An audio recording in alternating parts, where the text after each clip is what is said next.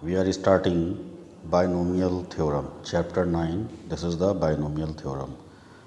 Binomial theorem की ज़रूरत इसलिए पड़ी, इसको सबसे पहले बनाया था सर आइजैक न्यूटन ने। इन्होंने बनाया कि the binomial theorem enables us to expand any power of the binomial expansion. Means जैसे अभी तक हम लोगों के पास जो भी फार्मूले आप लोगों ने पढ़े, x plus A plus B to the power 1, इसको एक्सपेंड कर लिया, a plus B to whole power, इसको एक्सपेंड कर लिया, इसका फार्मूला होता है A square plus 2ab plus B square. Like that a plus B whole cube को भी हम लोग क्या कर सकते हैं, एक्सपेंड कर सकते हैं। एज वेल एज हम लोग a plus B to the power 4 को भी किसी तरीके से एक्सपेंड करके देख सकते हैं। लेकिन जब एक्सपेंशन इससे ज़्यादा हो, यानी कि पावर 5 हो जाए, 6 हो जाए, 7 हो जाए, 8 हो जाए, then how to we expand this expression. So इस वजह से we have to make sir Isaac Newton to make the binomial theorem. इसमें एक फार्मूला लगता है, उस फार्मूले को एक्सपेंड करके हम लोग जो फार्मूला बनेगा उस फार्मूले को पहले देखेंगे। Binomial theorem for positive integral index. Positive integral index का मतलब ये होता है कि a plus B to the power n ये पॉजिटिव नंबर है, इसलिए इसको पॉजिटिव इंटीग्रल इंडेक्स कहा गया है। इसमें सबसे पहले आता है NC0 a to the power n।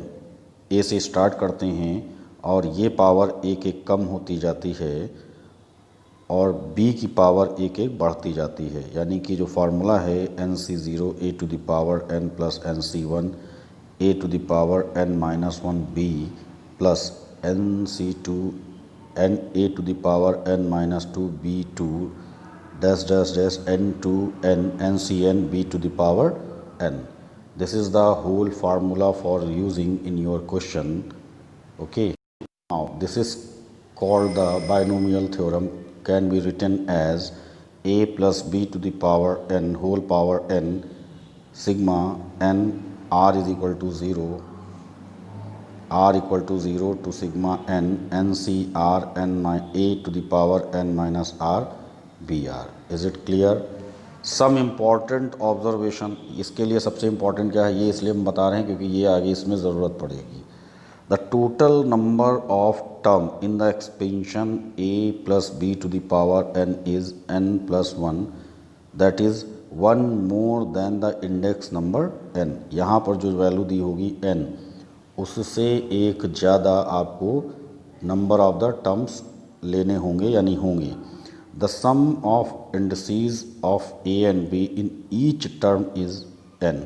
In the first term, the expansion of a plus b whole power and the index of a start with n goes on decreasing by 1 in every successive term and ends with 0, whereas index b start with the 0 and goes increasing by 1 in every successive term and ends with n। Means इसका मतलब समझे क्या है?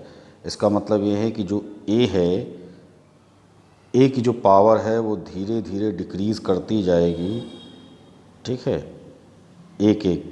यानी अगर सबसे पहले 5 लिखी है, a टू द पावर अगर 5 लिखा है तो 5 के बाद 4, 4 के बाद 3, इस तरीके से ये डिक्रीज़ होगी और b की पावर यानी कि जो b के प्लेस पे नंबर होगा उसकी पावर धीरे धीरे इंक्रीज़ होगी। तो ये इसमें कह रहा है, अभी फार्मूले में जब आएगा तो उसको और एक्सप्लेन कर देंगे। और जो ये नंबर्स होते हैं NC0, NC1, NC2, NCn are the binomial coefficient. Coefficient इसलिए कहा जाता है क्योंकि ये x के साथ जुड़े हुए होते हैं और जब भी कोई नंबर x के साथ पाया जाता है तो वो कोफिशिएंट कहलाता है। तो इस तरीके से ये एक फार्मूला और है। अगर NCr दे रखा है equal to NCn minus r कर लेते हैं, उसका रीज़न क्या है? ऐसे ही सबके लिए बराबर होता है, ये इसलिए लिखा गया है क्योंकि अगर हमारे पास यहाँ पर वैल्यू बड़ी आ जाती है तो हम यहाँ ये रूल लगा के उसकी वैल्यू को छोटा कर लेते हैं और तब उसको एक्सपेंड करते हैं। The coefficient of the equidistance from beginning and end are equal. अगर कोई भी कोफिशिएंट जो है इक्विडिस्टेंस है, ठीक है, बिगिनिंग और एंड से, पीछे से और स्टार्टिंग से, तब वो इक्वल कहलाते हैं कोफिशिएंट, ठीक है। एक दो पॉइंट्स हैं जो बहुत इंपॉर्टेंट है, जो समझने वाले हैं।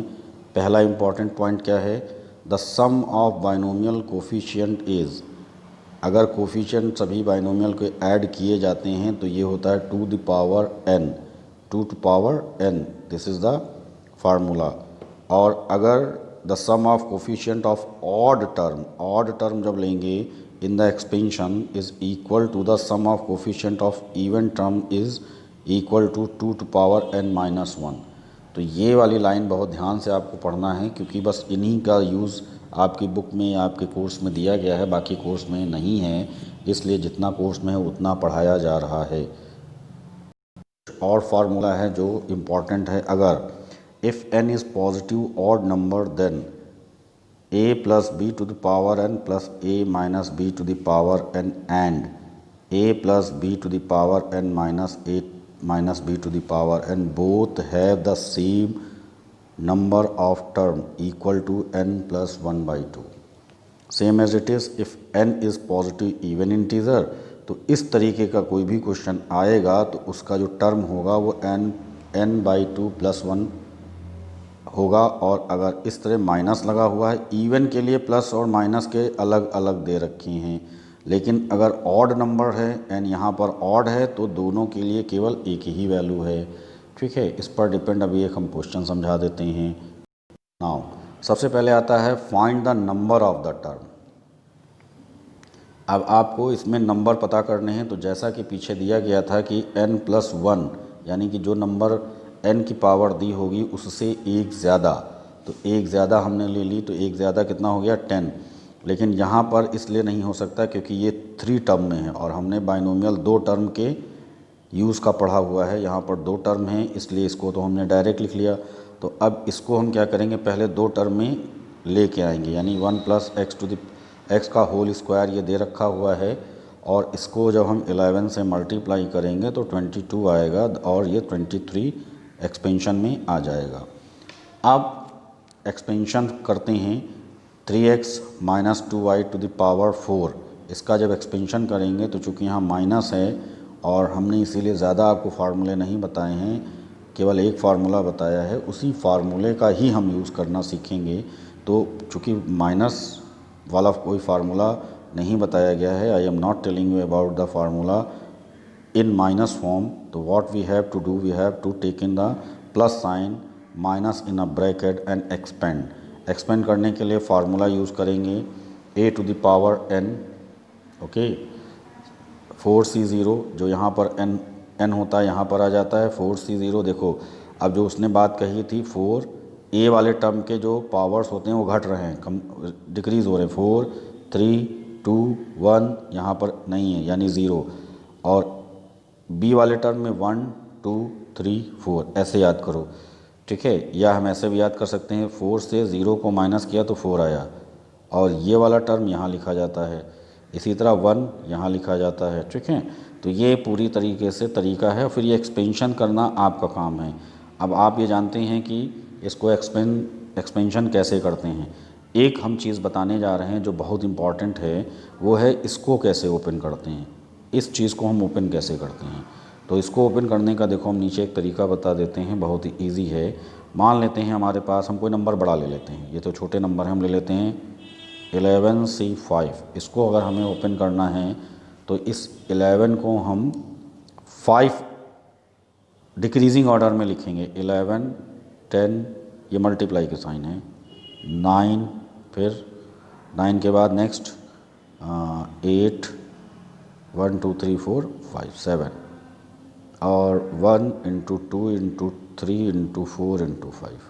अब इसको सॉल्व कर लिया जाएगा, जो आंसर आएगा वो यहाँ पर पुट कर दिया जाता है। This is the only method to solve the coefficient, okay. तो ये पूरा तरीका आपको बताया गया है।